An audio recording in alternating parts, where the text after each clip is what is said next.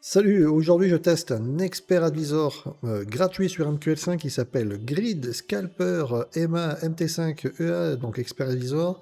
Bon, je vais être cash, hein. C'est un grid, donc ça peut être beau en backtest et vraiment violent en réel si tu le laisses courir n'importe comment. Donc dans cette vidéo, je te montre comment il fonctionne simplement, mes résultats de backtest propres avec les chiffres à l'écran, les réglages qui font exploser le risque et surtout un protocole de test que tu peux refaire chez toi. Alors je tiens à rappeler, ceci est vraiment et uniquement éducatif, pas un conseil en investissement, et si tu cherches un expert advisor qui imprime sans risque, eh bien tu sais quoi, eh bien, ferme la vidéo.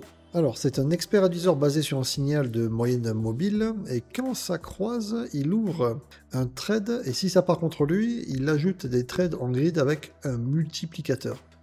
Il ferme en mode panier quand ça revient au break-even, plus quelques points sur un objectif en monnaie 1.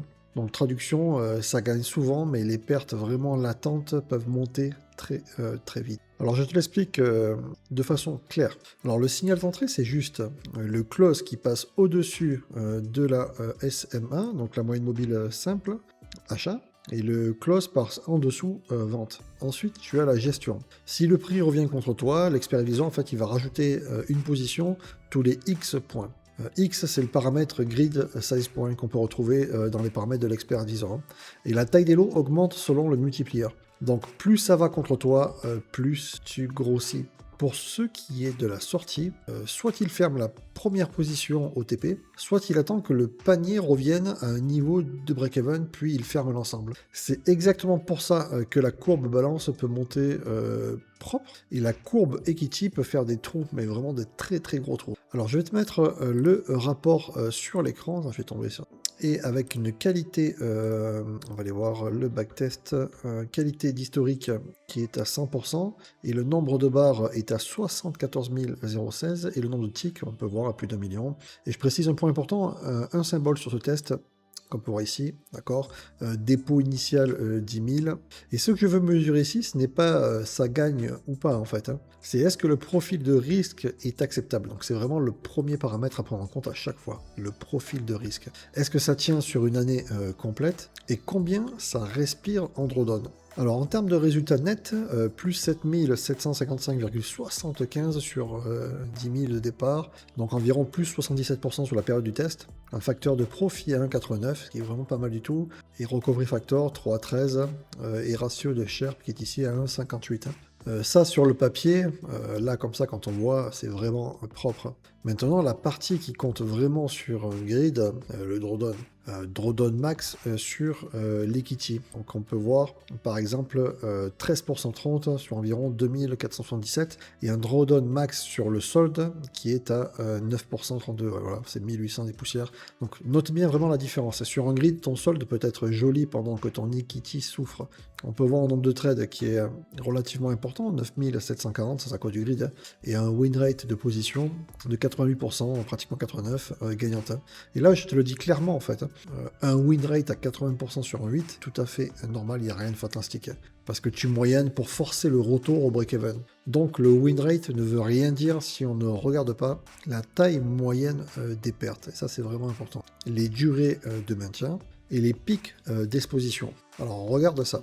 Alors le gain moyen par position gagnante, 1,91, d'accord, et la perte moyenne par position perdante est à 7,62. Et là tu vois, donc on est vraiment sur un profil, je gagne petit souvent et je perds plus gros rarement. Donc ça, au niveau du risque, il faut être capable de gérer ce type d'approche. Et la plus grosse position gagnante est à 273,40 et la plus grosse position perdante à 81, moins 80, voilà. Et maintenant, le vrai signal grid, la durée de maintien. Alors, la durée minimale est de 59 secondes. Durée moyenne, on peut voir. Hein. Là, on voit, on est sur quelque chose d'énorme, hein, 48. D'accord, et là, 658. Alors, ça veut dire quoi exactement? Ça veut dire que certains paniers peuvent rester ouverts plus d'un mois, exposés plus d'un mois. Ça, c'est vraiment une des contraintes du grid. C'est pour ça que j'ai jamais vraiment apprécié. Et là, tu dois penser à 3 choses.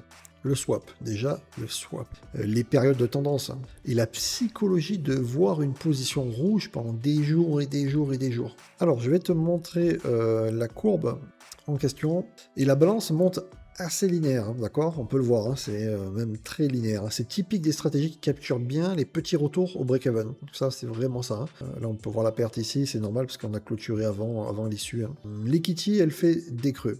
Et vers la fin, on voit clairement des phases de stress avec des trous plus profonds. On peut le voir ici, hein. Ça veut dire que le risque n'est pas constant. Et il se concentre quand le marché tend et ne revient pas proprement.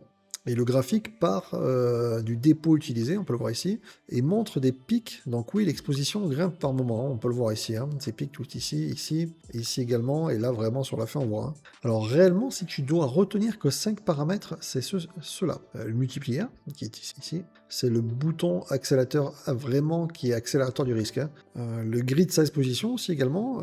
Trop serré, tu empiles trop vite, d'accord? Trop large, ben, tu peux rester bloqué plus longtemps. Alors low size qui est ici, c'est la base de ton exposition.